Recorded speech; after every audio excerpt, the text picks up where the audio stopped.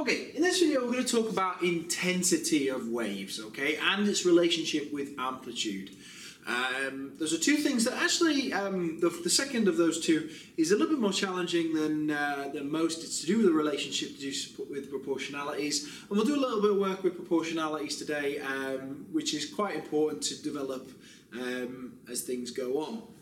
So, what we've got here is we've got a situation where we've got two waves, and I'm looking at a wave with a greater amplitude and a wave with a lesser amplitude. We can define intensity. Okay, so intensity is defined as an amount of power per unit area. Now that is essentially gives the unit of intensity to be watts per meter squared.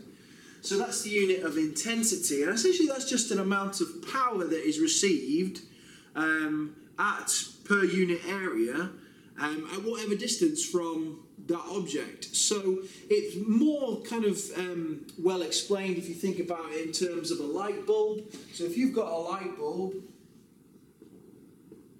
if you put your eye right up to that light bulb, it's going to be quite intense. You're going to feel a lot of intensity because you're going to get a lot of power per unit area because the light, the energy is spreading out evenly per unit area. So what we end up seeing then is we can say, okay, well, what if I move the eye further away? If I move the eye further away, then obviously by the time it gets that energy gets to me, it's been spread out much more effectively, and so I'm going to get significantly less intensity at that further distance. And that's what all this equation mirrors, really, more than anything else, is that the intensity is equal to the power. That is the power output of the object. So you'd be talking about the power that's actually given out by the light bulb, the power that's given out by the light bulb, divided by the area over which it acts. Now, it's quite interesting because, as you may well realise, it's spreading out as a sphere. So often this equation is changed to be, for point sources, that the intensity is the power over 4 pi r squared, because that is the area of a sphere, because that energy is spreading out as a sphere. And so all of the energy, all of that power is divided over the surface area of the sphere to give an intensity per meter squared, or a power per meter squared, which is quite a useful calculation to bear in mind, as is often utilised to work out these. It's very unlikely that you would have anything else apart from this, because generally you can't control where the energy goes. It usually spreads out in a perfect sphere. So I'm just going to rub some of this information out now, because we're going to develop the concept and the link between intensity and amplitude. I'll just draw your attention very quickly. I'm going to talk about amplitude in a second in terms of A. This is not the same A that's in this equation. This is area, okay? When I talk about amplitude A, I'm talking about this value right here. This maximum amplitude, this maximum displacement there, and obviously there. So that is the amplitude in each case, not this A. What's important to realise about these two different waves, okay? You've got two different waves. One is half the amplitude as the other. I've added an arbitrary scale on the left-hand side there. And the blue line represents a particle that's oscillating, and the red also represents a particle that's oscillating. Obviously, the blue particle has a greater amplitude than the red one. One is double that of the other. And so, what can we tell about this? Well, interestingly enough, power is calculated as an amount of joules per second. So an amount of energy that it can transfer per second. Well, the maximum energy it can transfer is based on the kinetic energy that the particle has. How can I tell what kinetic energy the particle has? Well, we can look at the maximum possible gradient for each of these lines, and you'll see here that the gradient on the blue particle is much greater than that of the red one. Same here, Same here. Now, all that means is that the blue particle is covering a much greater displacement in the same amount of time as the red one. So think about it very carefully. In however long it takes to get to its amplitude, the blue particle is covering much more distance than the red particle. If it's covering much more distance, then we say that the blue particle has a greater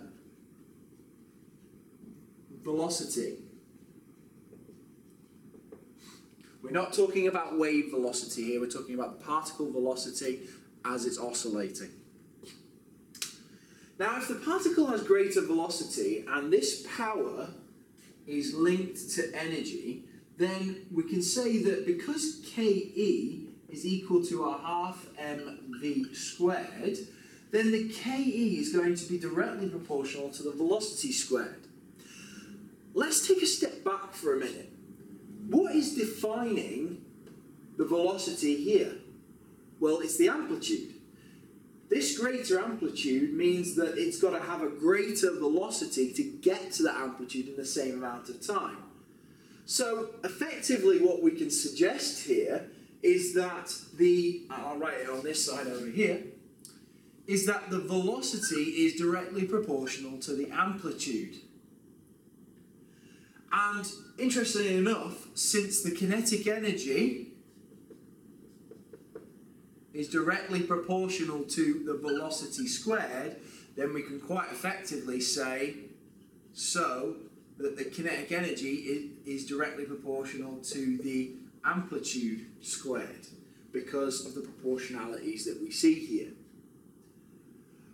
What we might see over here, therefore, if power is directly proportional to the kinetic energy, that effectively means that the power is directly proportional to the amplitude squared.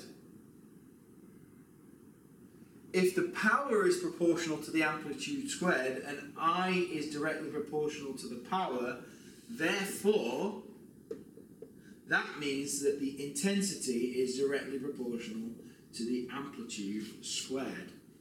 And that relationship is the crux of what we need to get at today. Because essentially we're suggesting what the relationship is between the amplitude of this wave and its intensity. Now, this is really important, this relationship, because we can utilize this relationship to suggest how, if an amplitude changes, what happens to the intensity, and if something happens to the intensity, what's going to happen to the amplitude. So, let's have a look at how that can be affected.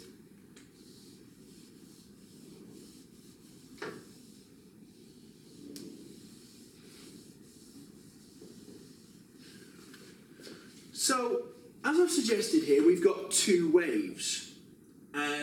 Now, I'm just going to pluck a number out of thin air for the intensity of one of these waves. We're just going to say that the intensity of the red wave that we've got here is going to have an intensity of,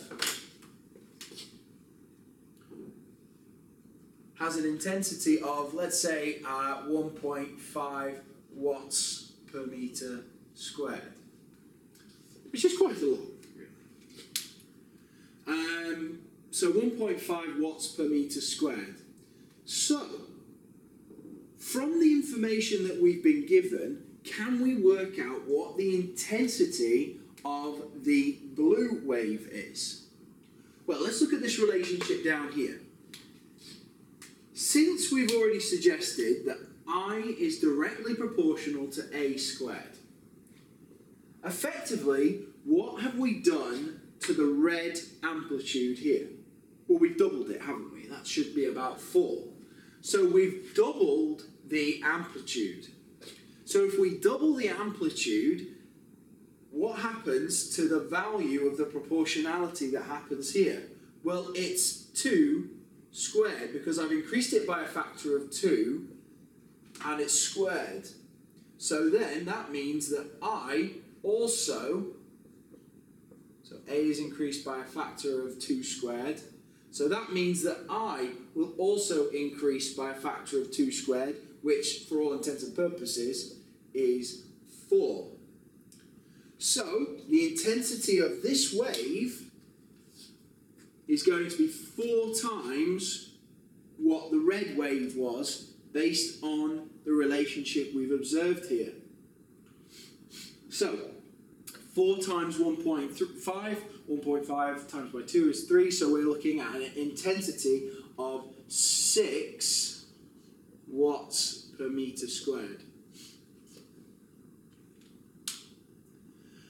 And as you can see, that is quite important. So we can see here that we've got a very important relationship that comes about as a result of the relationship that we outlined here. What about if we want to do it backwards though? What about if we want to change the intensity and see what happens to the amplitude? So I'm just going to rub out the blue line now, because in a second I'm going to create a brand new blue line.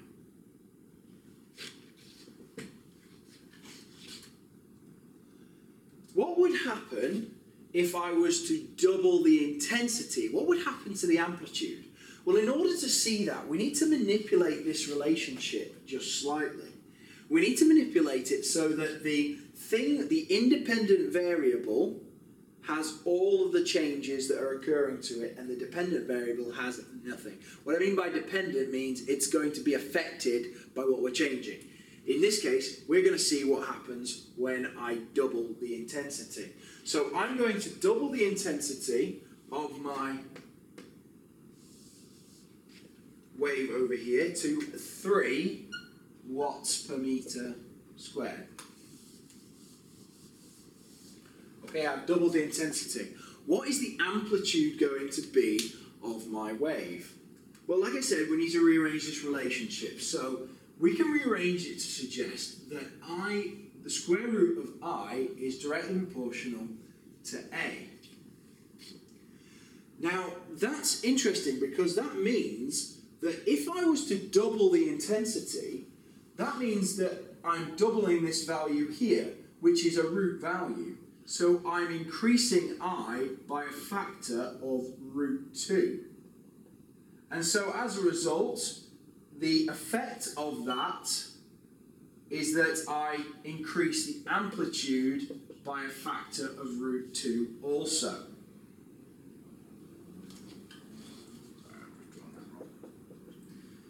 So what we've got here is we've got a situation where we need to increase the amplitude by root 2. So what we need to do is we look at the value of the amplitude, which is 2. We do 2 times by root 2, and that gives us a value of 2.83. So I'm doing 2, which is the amplitude, times by root 2, which is the factor by which the amplitude has increased as a result of doubling the intensity, which means that my amplitude will be 2.83, I believe, just read off my calculator, 2.83. So, in order to draw this wave, I would suggest that 3 is about there, so my maximum amplitude is going to be somewhere around there, and the same for this one. Somewhere around there. So I'm just going to recreate this wave.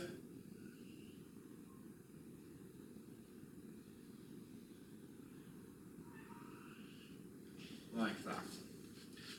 So that would be the amplitude when I increase the intensity of the wave by double. Obviously, depending on what factor you increase it by, depends on what factor it changes by in here.